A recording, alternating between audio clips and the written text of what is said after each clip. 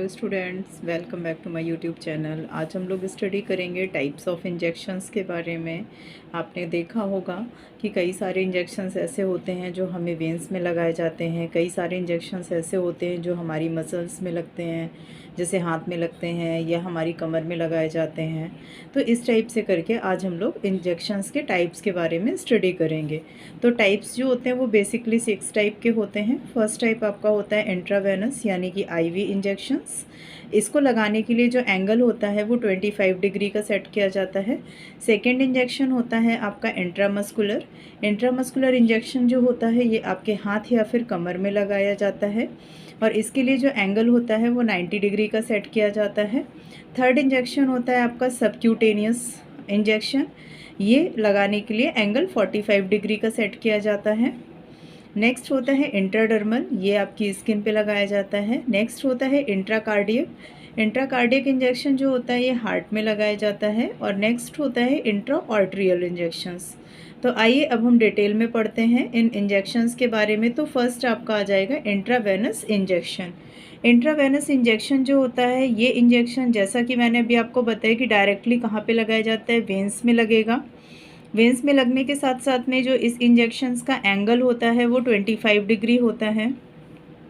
इसके रूट में जो लगाई जाता है, मतलब जिस रूट से ये लगाया जाता है, जिस रूट से इसमें दवा डाली जाती है वो बहुत ही जल्दी इफ़ेक्टिव होता है। जैसे आप लोगों ने देखा होगा बीगो लगाया जाता है, तो बीगो में जब दवा डाली जाती है तो वो दवा बहुत ही जल्दी इफ़ेक्ट करती है। ये जो इंजेक्शन होता है वो इन्फ्यूज़न के द्वारा या फिर डायरेक्ट दिया जा सकता है। ठीक है, तो ये चीज़ें आपको इसमें जो मेन पॉइंट्स थे वो मैंने आपको बता दिया। अब सेकेंड पार्ट में चलते हैं, इंट्रामस्कुलर इंजेक्शंस। इंट्रामस्कुलर इंजेक्शंस में मैंने आपको बताया था कि यह जो इंजेक्शन होता है वो सीधे मसल्स में लगाया जाता है। इसमें निडल को 90 डिग्री के एंगल पे सेट किया जाता है, यानी 90 डिग्री के एंगल पे लगाया जाता है। ये इंजेक्शन आपकी कमर पे या हाथ में यूज़ किया जाता है। इसमें जो वाटर या फिर एक्वस सोल्यूशन में ये क्या होता है, बहुत ही जल्दी अवशोषित हो जाता है। ऑयली सोल्यूशन में ये थोड़ा धीरे धीरे अवशोषित होता है, ध्यान रखिएगा। जो इंट्रामस्कुलर इंजेक्शंस हैं वो वाटर और एक्वस सोल्यूशन में बहुत ही जल्दी अवशोषित हो जाते हैं और ऑयली सोल्यूशन में इनको एब्जॉर्ब होने में थोड़ा सा टाइम लगता है। नेक्स्ट है हमारा सबक्यूटेनियस इंजेक्शन। सबक्यूटेनियस इंजेक्शन जो होता है ये हमारी बॉडी के फैटी लेयर्स में लगाया जाता है। जैसे आप लोगों ने देखा होगा जिन लोगों को डायबिटीज़ होता है वो लोग इंसुलिन वाले इंजेक्शंस यूज़ करते हैं, और इंसुलिन के जो इंजेक्शंस होते हैं वो बेसिकली आपके टमी एरिया पे लगाए जाते हैं। ठीक है, तो टमी एरिया हमारा कैसा होता है, फैटी लेयर वाला एरिया होता है, इसलिए जो सबक्यूटेनियस इंजेक्शंस होते हैं वो फैटी लेयर के एरिया में लगाए जाते हैं। इन इंजेक्शंस को लगाने के लिए आपका जो एंगल होता है वो 45 डिग्री का एंगल होना चाहिए। इसमें जो मेडिसिन होती है वो बहुत ही जल्दी एब्जॉर्ब हो जाती है। इसका एग्जाम्पल आपका इंसुलिन हो जाएगा। नेक्स्ट पार्ट होता है क्यूटेनियस। क्यूटेनियस इंजेक्शन जो होता है ये आपके स्किन का जो सबसे अपर लेयर होता है, यानी जो डर्मिस की लेयर होती है वहाँ पर लगाया जाता है। इस इंजेक्शन के लिए जो एंगल होता है वो 10 to 15 डिग्री का होना चाहिए। ठीक है, ध्यान रखिएगा क्यूटेनियस के लिए एंगल कितना होना चाहिए, 10 से 15 डिग्री का, यानी एकदम ऐसे फ्लैट करके ये लगेगा आपका। इसमें जो एग्जाम्पल में आपके आ जाएंगे, यानी क्यूटेनियस इंजेक्शन जो होता है वो किस किस कंडीशन में दिया जाता है।